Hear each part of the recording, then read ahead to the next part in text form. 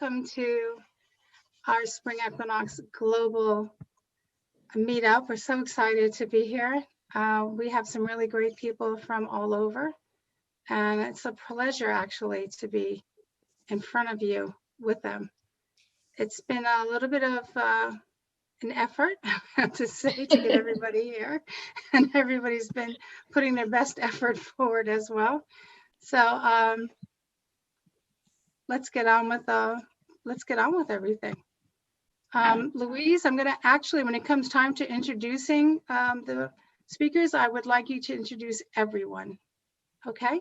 Yeah, absolutely. Thank you so much. That just make it all easier. And yes, okay. First, I'd like to just thank everyone for coming. You're inviting us into your homes, which is extremely important to us. It's a big deal. I want to tell you that children are more than welcome, and don't feel any discomfort with going back and forth in this segment or any segment, because guess what? We can't see you. We can't hear you, and there's no issue whatsoever. So feel free to go around. If you have any issues with iTech, or you can't hear us or anything at all, use your chat on Zoom. The other thing, if you have any questions or you want more information about anything, SacredLandWalking@gmail.com is where you email to. Someone will be watching that address, and if we can put it in at the end, we will be happy to. But if we cannot, we will answer you at another time. Also, all the people you'll be hearing from today, if you want to know anything about them or hear more from them, none of that's an issue. We will certainly hook you up with anyone that you'd like to hook up with. It's our pleasure to do that. We have representation from around the globe, from the Dominican Republic, to Israel, and we have everything in between. So thank you again for allowing us in. Please, your children are welcome. We're having story time from actresses from around. And we are also having just like a fun time. I want you to enjoy it. I don't want it to be like a learning lesson, and although there will be that too. So welcome. Lou? Great. Thanks everyone for joining us. And I know some people are joining in a bit later, so if we can check and let them in, see if anyone's waiting. It's time to do introductions. So I'm going to go first. And it's my pleasure, absolutely, to introduce Lady Colleen Heller, creative, visionary, manifestor, educator, and creator of the ancient wheel of wisdom itself, which we are here to speak about today. She's run women's groups, created ceremony, created healing modalities, and so much more. Besides that, there is so much more, but we'll leave it there for now. She's taught wherever she has been called, including in remarkable places like living with the Bedouin in Sinai for 17 years, which is where I was lucky enough to visit her there, as many people here are too. Today she'll be speaking on cultures, celebrations, the reality of the ancient wheel of wisdom, and reaching for vastness. So it's fabulous to hear what she has to say. She's been my teacher for 22 years, and others teachers for longer than that, and many more. So it's great to hear what she has to say. That's me. Thank you. Thanks, Lou. Welcome. I get to introduce her. So there's a lot to say about every single person that is here today. I've known them all in different ways for a long period of time. Like Louise has said, I've known her over 20 years. And I've taught her for a good portion of it. From ceremonies of her knocking on the door at Chalice Wallen Gardens in Glastonbury, England, where I was one of, and probably will only be, the American working on a sacred site in England, much to a lot of the British people's dismay, but that's how it was then. And most of the changes I made to that beautiful place are still going today, so I guess they were the right ones. But Louise is an amazing artist and a creator. She is a ceremonialist of the ancient wheel of wisdom, I'm proud to say. She is a sacred land walker. There's only 2 that I've ever initiated to date. She speaks directly to the nature kingdom, and they answer which is also interesting. A lot of us have an affinity towards nature, and we'll hear that also from Jacqueline later. And Daniel also has in fact, a lot of us have it, but to be able to take it back in and talk to you about them and understand them, this takes time, consideration, respect, sacredness, and Louise can do that. Today, she'll be talking about the plant kingdom as it speaks, and through fibers and colors and recreation. And sacred is the land you walk on and the sky that meets you. Lou? Great, thank you. That's amazing. Who is that? So now it's time to introduce the creatives we'll be hearing from today as well. So we have Daniel Bar Feuerstein in Israel, Sharon Ackerman in New York City, and we've got Robin. There she is. Hey, Sharon. Hello. Say hello, you guys. They don't know who you are at all. How are you? Then moving on to Robin Paris in Michigan. Hello. Happy spring. And we have Jacqueline Ritchie Tansey in Rockaway, New York. Hello, everybody. It's a pleasure to be here. There she is up there. And then we have Casey Duke in the Dominican Republic. All right, so I'm here and we're having fun with Spotlight, so hang in with us, guys. Yeah, she is our IT for our event today. Thanks, Casey. Casey's a lot of things. We don't want to name them all here, but the good ones are. we went through a little fast, and my fingers weren't fast enough to put all the spotlights up. Anyway, go ahead, Lou. Let's talk a little bit about why this is happening and what this all means. Yeah.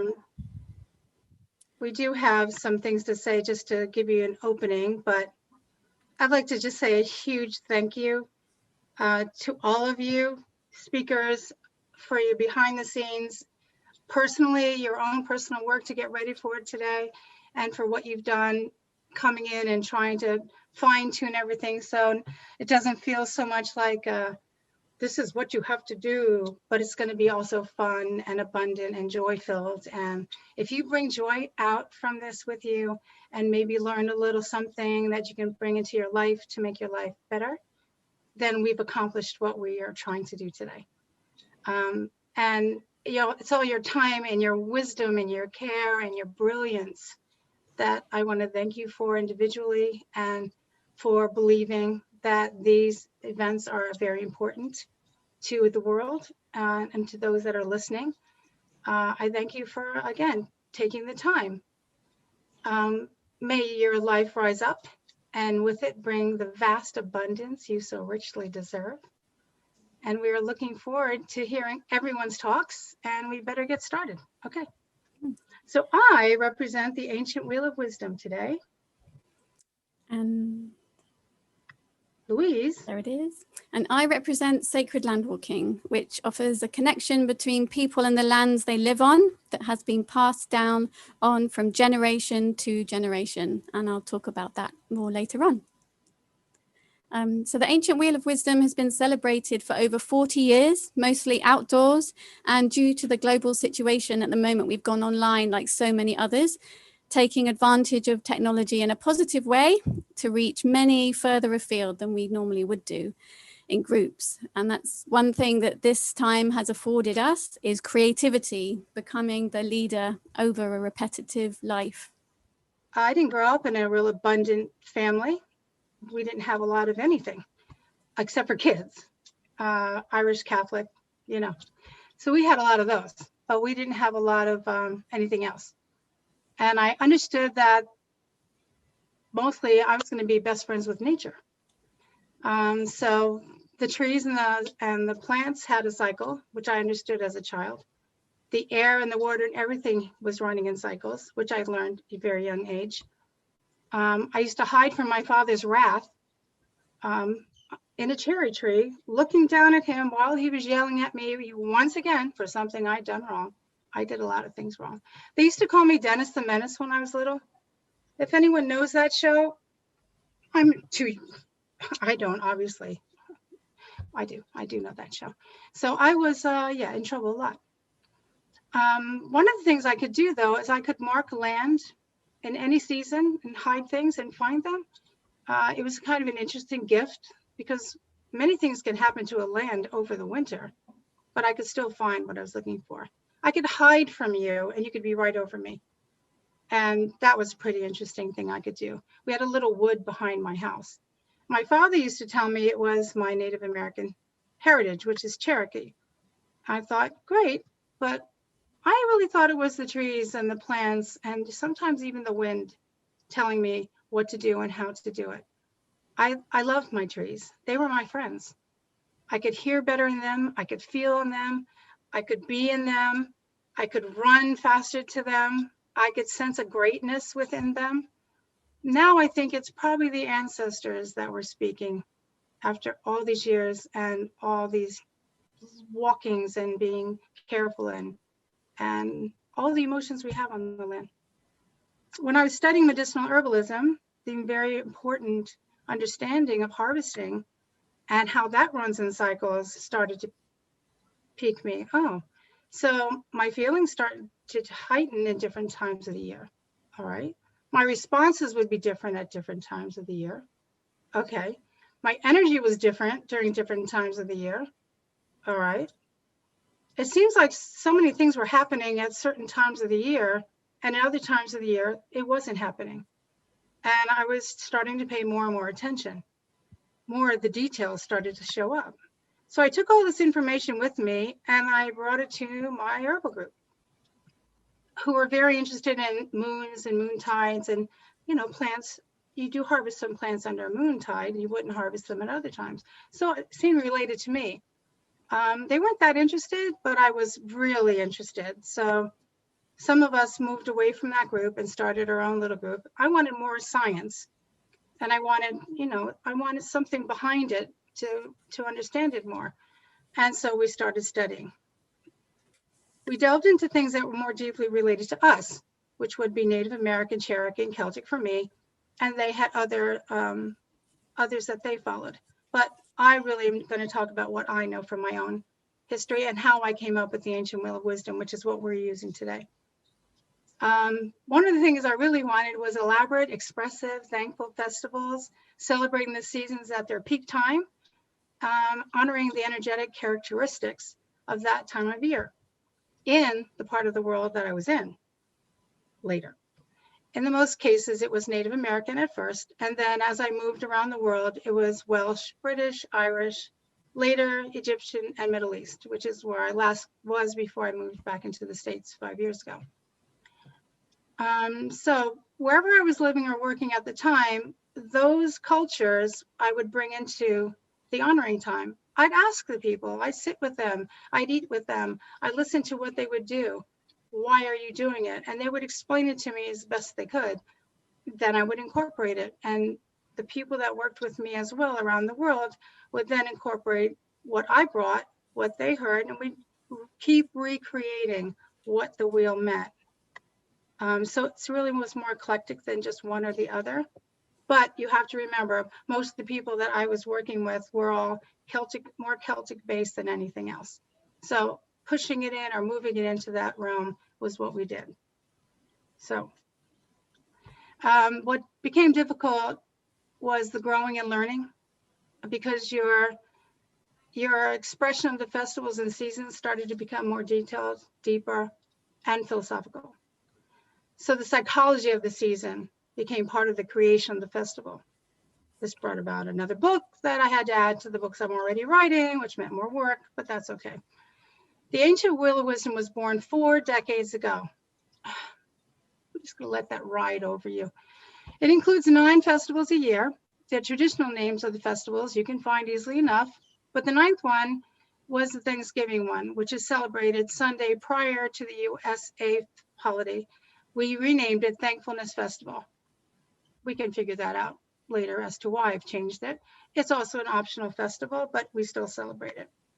Today, we are honoring spring equinox on the wheel. It is the balance of light and dark, equal time and hours, almost. And it is said that the waters we carry ourselves come into balance. So it is a good time to make decisions today. We've already hit it at 5:37 a.m. this morning. So you are here. You're a little bit past equal, but this is the time where you can make some decisions you haven't been able to. The turmoilic days that have just come, today should not be as horrible as they've been. Not so crazy. You should have a little bit of a reprieve and, get outside and breathe that in, because I'm sure some of you, like me, need that. There is less of an emotional response today from other days. So choose joy, give joy, be joy, and bring that to you and everyone around you. Lou? Thank you. You're That was welcome. fabulous. She's not So- partial. Just ignore that part. Go ahead. Well, I don't know. It's been 20 years on the wheel, so it's pretty good. So spring equinox, it comes after Imbolc. The bulbs that were first emerging then in the bitter cold, they're now bearing flowers. So there's color added to the green that's been slowly ascending. The blossom is coming, softness has arrived. There's a real feeling of excitement brewing in the air. Things are really ready to pop.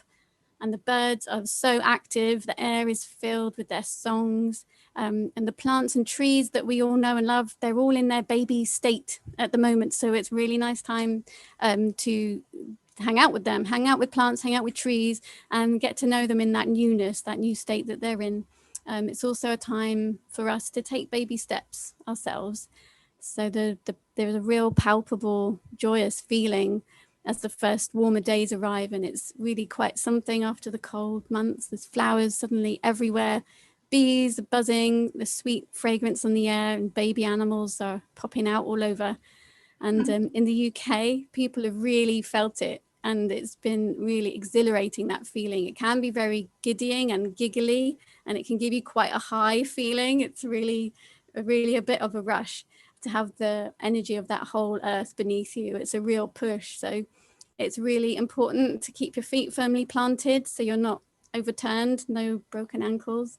It's a time of going steadily, just important to look after yourself as the waters are really rushing fast, and there's a particular quality to the water at the moment. There's no algae to color it, so it has a real beautiful strength and clarity and beauty. So if you can get to open water, it's lovely to see.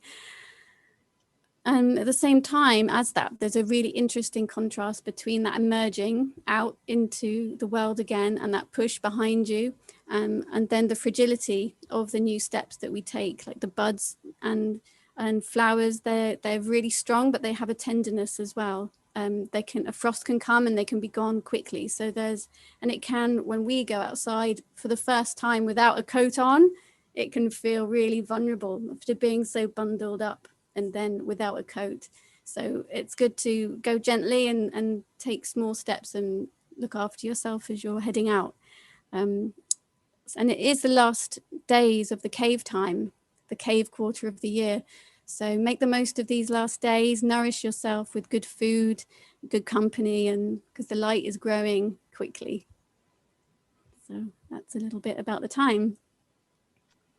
So just the ancient wheel of wisdom itself, I think I just want to say that the reason why the ancient wheel of wisdom was created was that it was to explore the various traditions and their relationship to other people and the ever-changing life that we have in front of us. The reason was to help you understand the energetics that emanate from the earth and sky simultaneously through the changing seasons.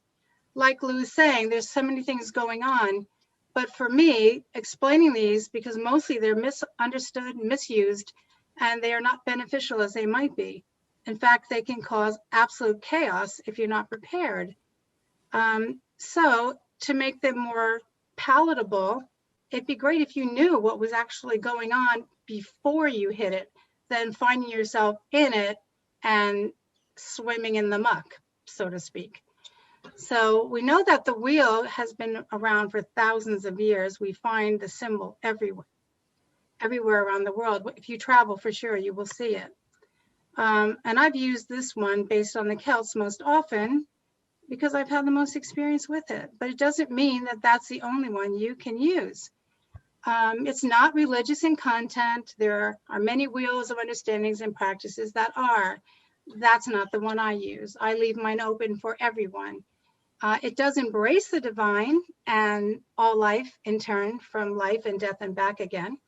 The teachings have come to us from our ancestors who learned them through experience, trial and error, passed down from mother to daughter, father to son. And once passed down to us, it is for us to then test them by our own experience and make them come alive in our lives. It's not read it and go. It's read it, incorporate it, and move. It is head to heart to hand to feet.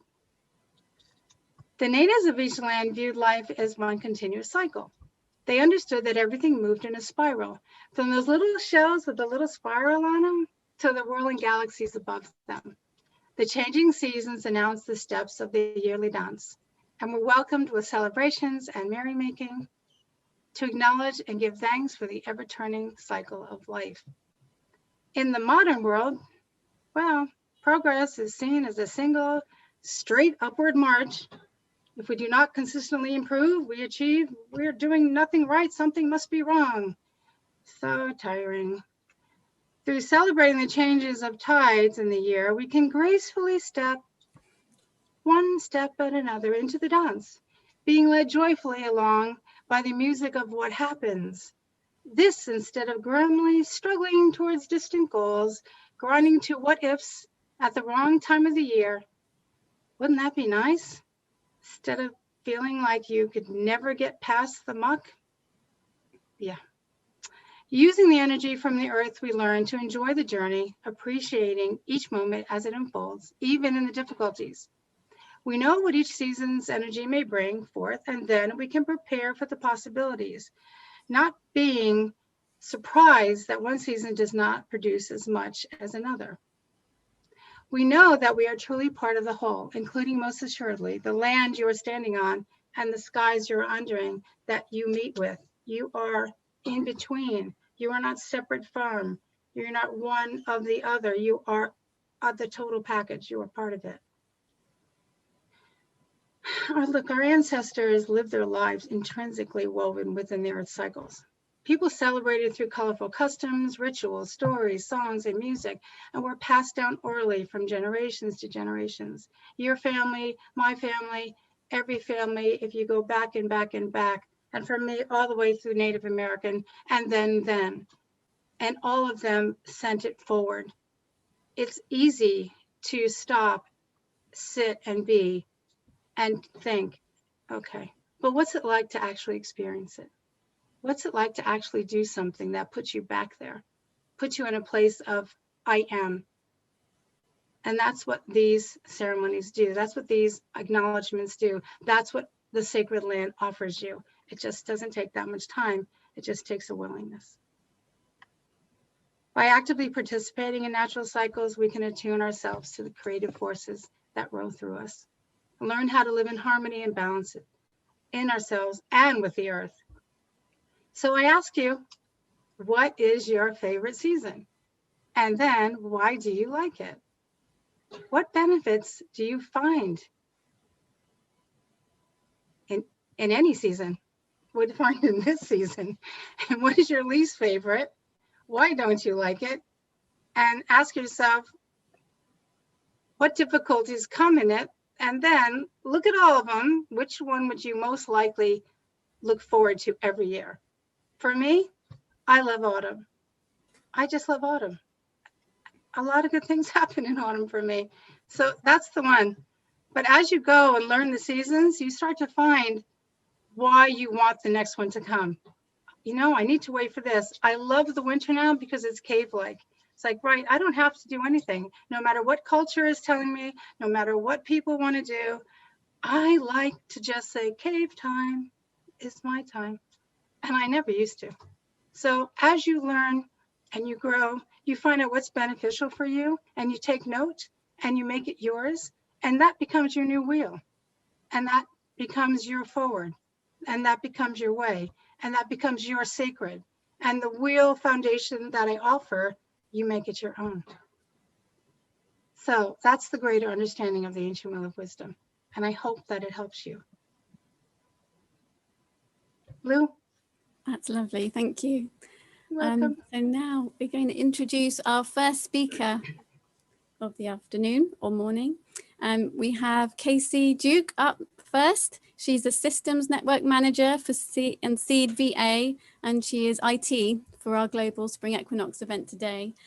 She's going to be speaking on the sense of self in 2 countries within Spring Equinox. How does she feel in Pennsylvania, her home, versus the Dominican Republic, her could-be home? So over to you, Casey.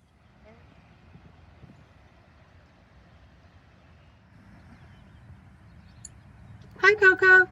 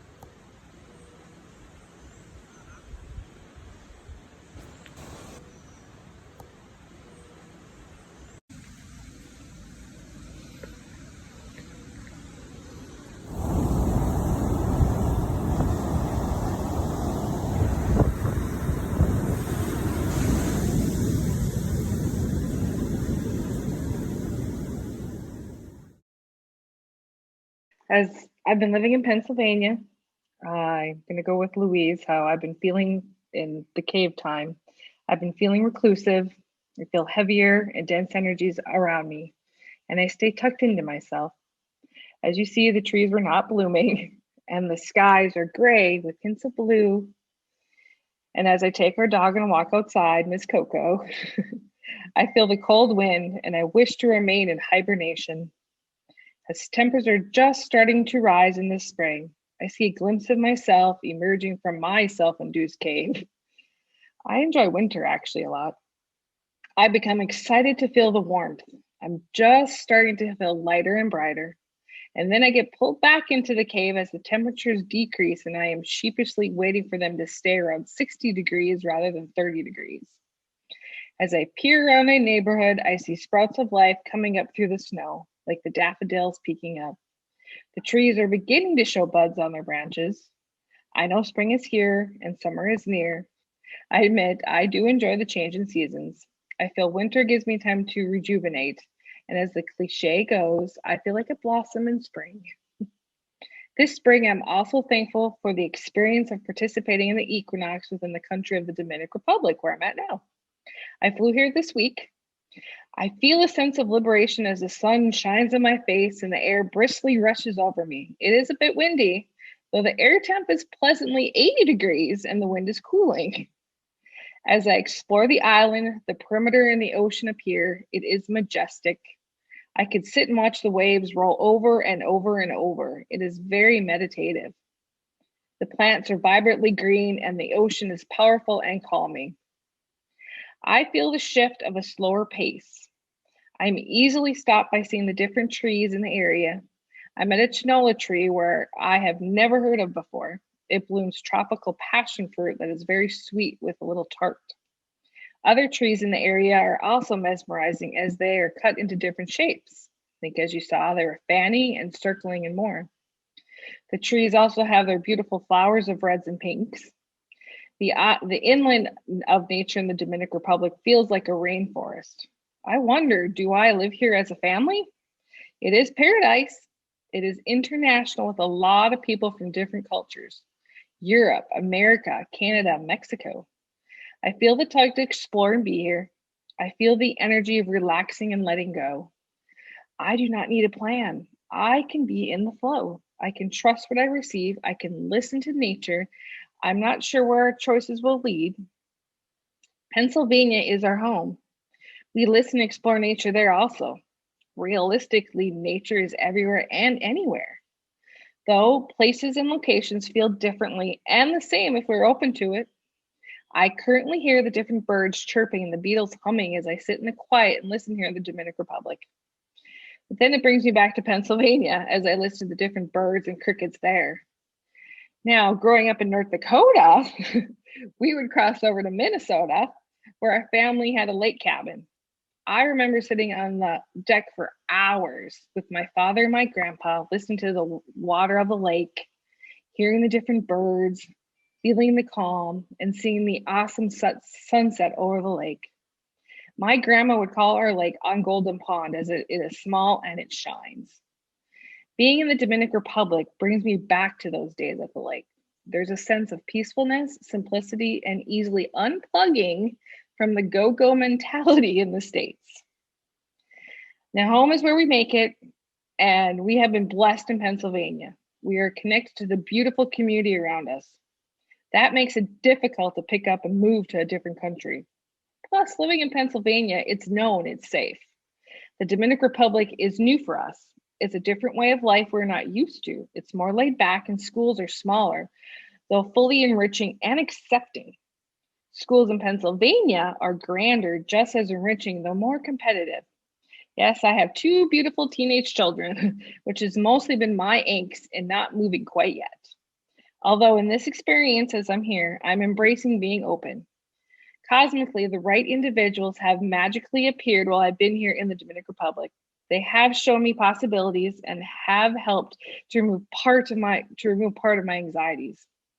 I'm not sure where our family's path will lead. We may remain in Pennsylvania. We may move. I think my mom wants me to stay in Pennsylvania, but I do know the choice will come from a place of love and adventure, and we won't choose the choice out of fear. Thank you so much for taking the time to be with us and listen and me. I'm especially thankful to all the panelists who are up and coming. It's been an awesome journey getting to know them better. And many thanks to Lady and Louise for hosting this wonderful event. Thanks, Casey.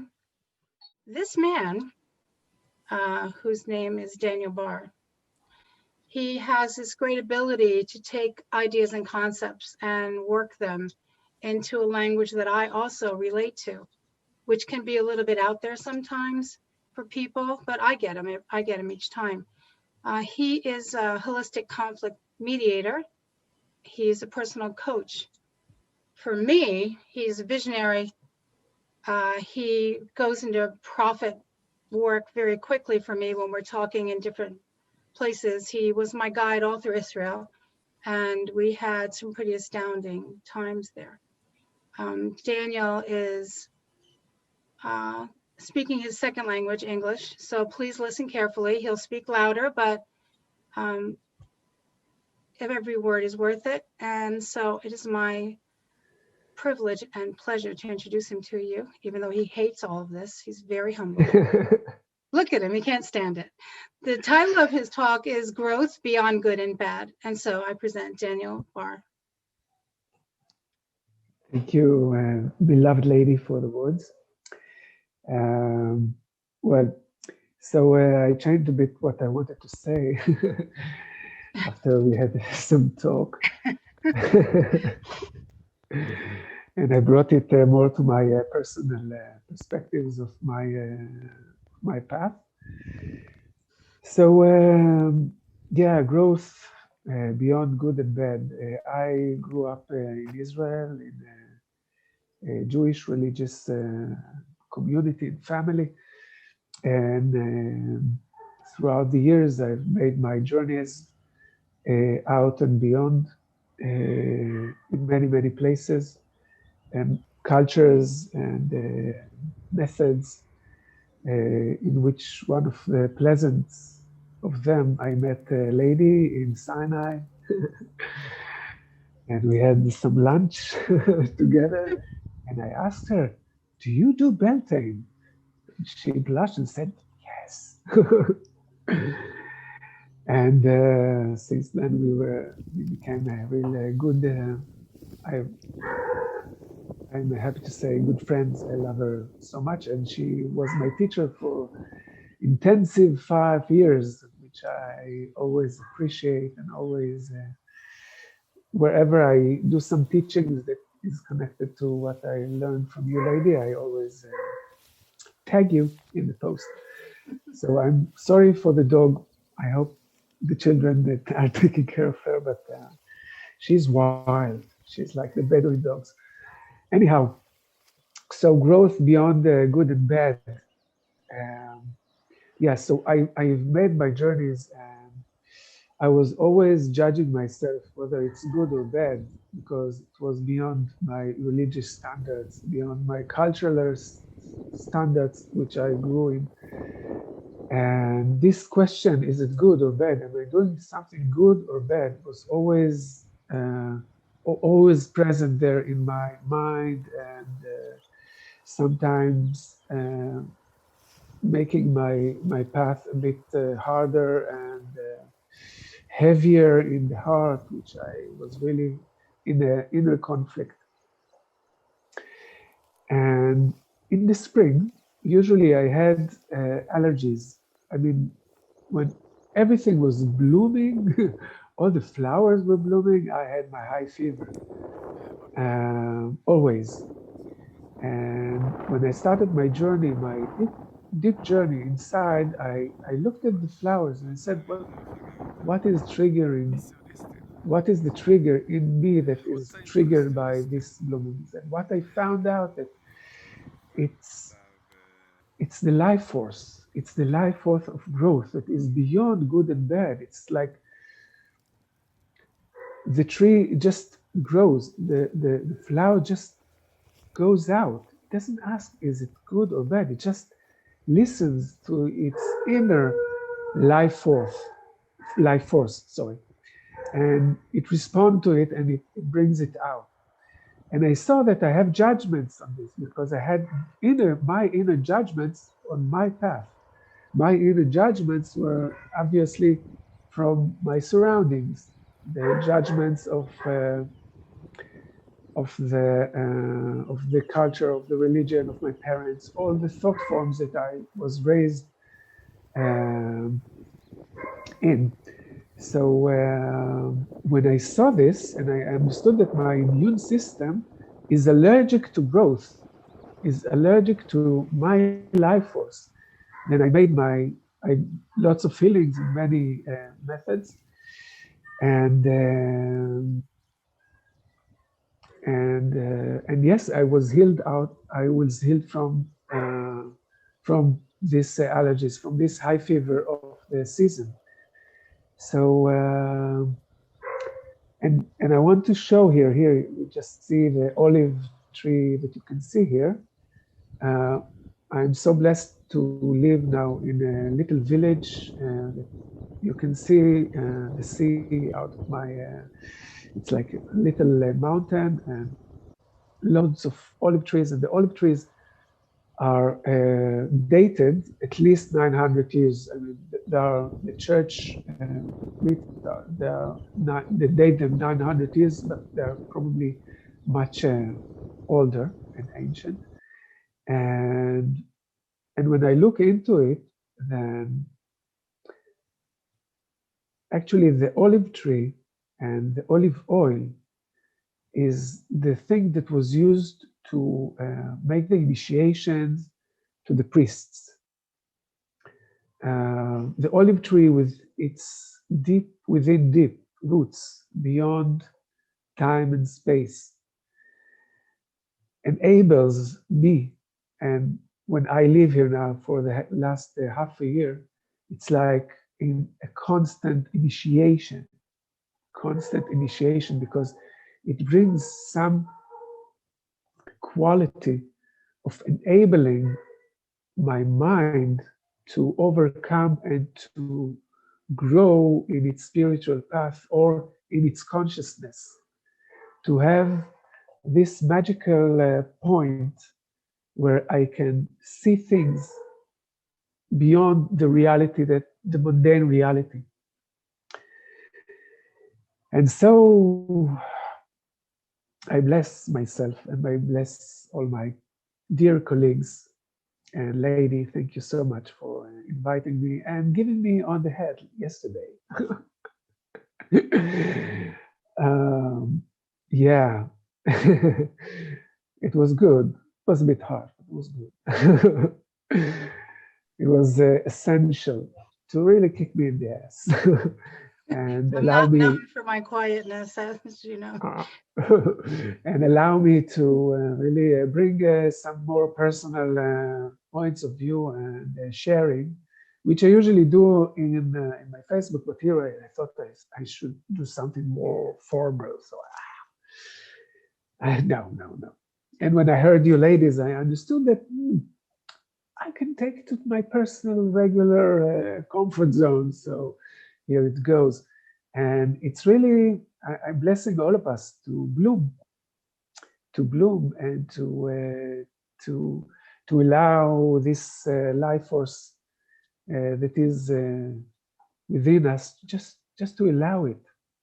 And here, I can hear all the time my very busy mind talking and saying, are you sure? What would your father say about this? Or what would your rabbi say about this? What would my brother rabbi say about this?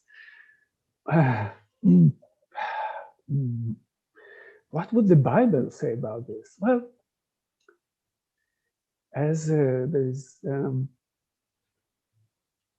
this famous movie that is, I think it's finished, but I didn't see it all because it's very long for me. I'm a Sagittarius, but frankly, I don't give a damn. So just I bless us all to really have this inner life force bloom and grow beyond and beyond and beyond. Thank you. Thank I you, don't know Danny. if it was 5 minutes.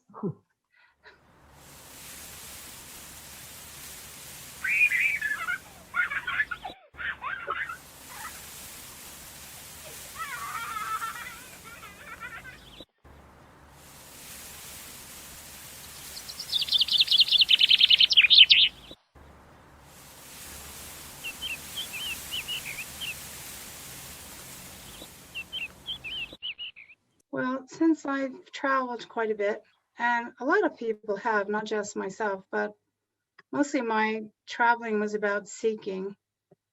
I first went out to travel because, listen, I follow my guidance. Not everyone understands why that's a good idea. And a lot of people told me that I was crazy and I shouldn't do it, but yeah, I pretty much don't follow that. And I did, so I went out. The good thing was, wherever I went, like I said earlier, I got a chance to experience either the culture I was in or the expats that live around in the culture I was in, and got to go to their different celebrations.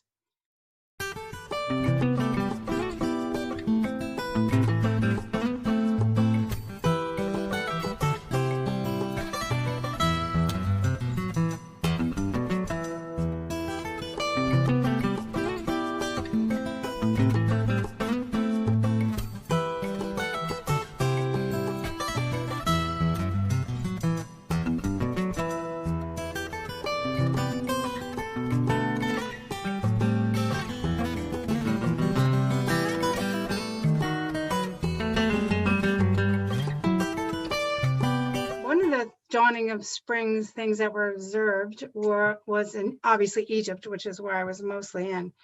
I was in Egypt for over 17 years, starting with the Bedouin tribe that I lived with roaming in the desert for 7 years.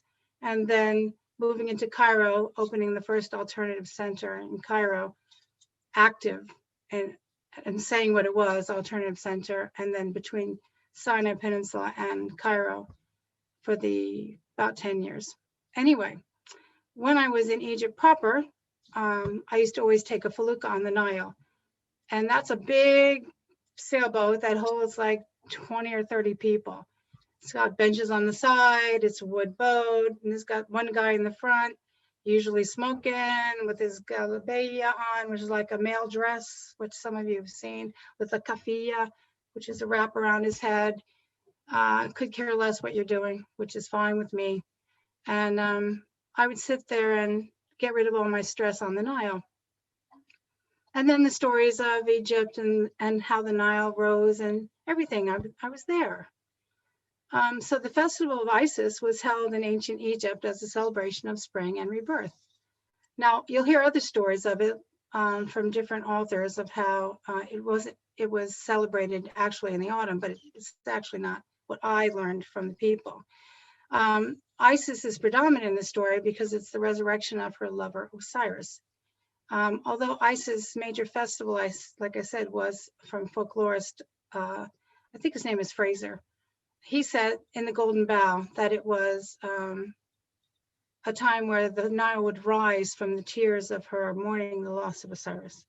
And as it dropped from her, the water of the tide would swell, and that was the autumn. But we all knew it was the spring. Well, I knew only from the people, and they lived it, and it was passed on from generation to generation to generation. And I'm kind of like following that more than books. However, the details on all the walls and all the writings and the scriptures that were later on found in different sections and areas, it seems like the story changed. So from Lower Egypt to Upper Egypt, you will find different writings. Not a lot, but enough to say, people had different views. That's fine. But one of the things I viewed myself was that when it was spring equinox time, that the Sphinx had a distinctive moment where it would sit, the sun would be over the shoulder of the Sphinx, and that the pyramid itself would not cast a shadow. It was like bizarre. Like, how is that even happening? It should have a shadow, but it wouldn't at this one time, noon on the vernal equinox. It wouldn't happen. Also, there's a holiday that happens there. It's Shem HaNasim, and it marks the beginning of spring. It's a national holiday, and it falls on the day after their Eastern Christian Easter. So again, it's a linked date that was pre-Christianity, but it's moved through time, and now it is Shem HaNasim. However, it's not celebrated as one holiday of religion over another. Everyone goes out and spends this day. And what do? They eat together, they drink together, no alcohol. They have lettuce and greens and scallions and colored boiled eggs. And that was kind of interesting for me to see them roll out this paper bag and take out these things that they had to eat, and there was the egg. So I was like right over trying to find out more about that. So that was very interesting. And I brought the first colored eggs with me when I went. They went, I said, yes, and we dyed them, now we'll eat them. They didn't want to break it because it was so colorfully done. I went, no, that's from me to you. And then the children, of course, the next year, they wanted to color eggs. Okay, the other one that I found really interesting was Iran, Iraq, and Persia. This is called Nowruz. It's the first day of spring. And this celebration was large. It lasted days. It was like 13 days altogether. This festival marks the beginning of spring. It celebrates rebirth of nature, and it has a lot to do with fresh green foods that just start poking through, letting them know that winter is not eternal. It starts again at vernal equinox when the sun crosses the imaginary equator. This year, many years, it starts right at March 20th, and luckily enough, that's what we have. Now, the Iranian descent people, as well as all of them, like Iraq, Iran, Persia, all of them now are so mixed all over the world that it's hard to define who's who, except for they all have the table called Hafsin. Hafsin.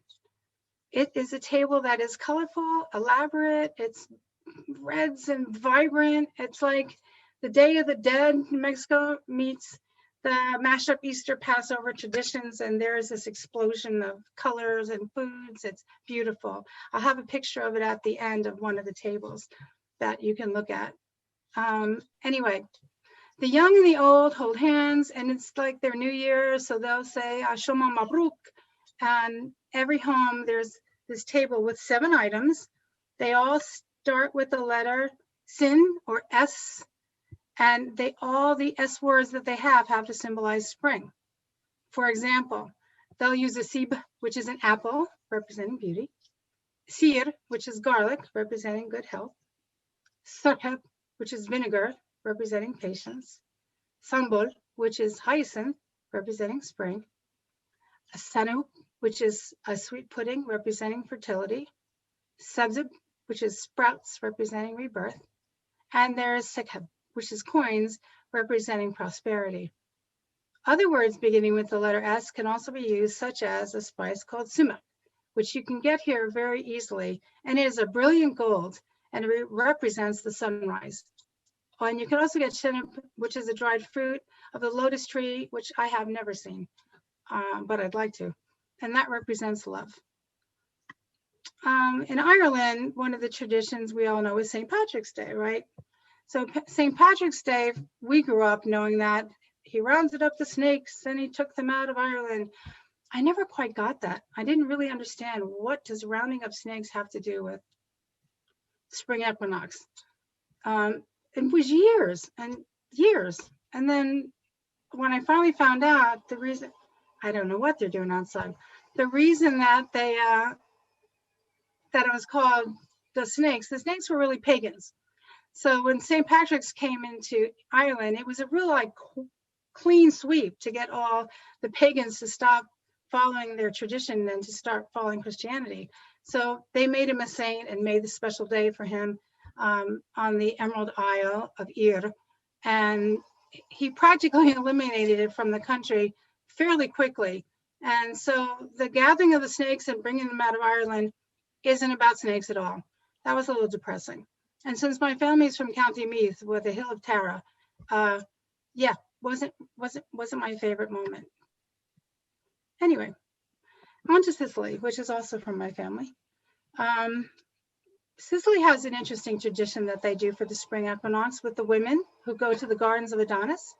They take little seeds, pods in a little cup, and they take them and they put them in the soil, and they put a little stick in, and they put a little red ribbon, and they wait till the seeds start to grow. And when they do, they take it and put it on a graveyard, and they take the little green up and comers, tie it with a little red ribbon, and put it there, showing that life will reemerge. And they do that on every Good Friday, and saying that life will win over death, and to never think that that's it, that there is a continuance of life. And the last one I want to talk about is Judaism, which most of us know about in some form or another. I've been fortunate enough to be with Daniel and Sharon at different celebrations. And also when I was in Sinai, I was invited to different festivals that were being held in the sand, which was great. It takes place in the middle of the Hebrew month of Nisan. It's a pilgrimage festival that commemorates the exodus of the Jews from Egypt after centuries of slavery. And there's a special meal called a Seder, and it is concluded with the story of the Jews leaving Egypt and readings from a special book, stories. Part of the 8-day Passover tradition includes a thorough spring cleaning, going through the house from top to bottom. Although the Jewish festival of Passover doesn't fall on the spring equinox, its timing is largely determined by it.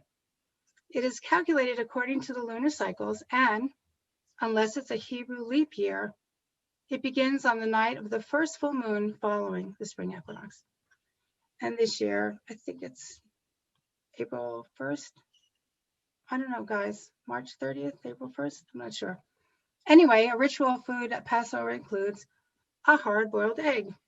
So you see, it doesn't matter. Around the world, you'll find all these traditions that still lean to the same thing. We are one, we are many, we are the same. We aren't all so different.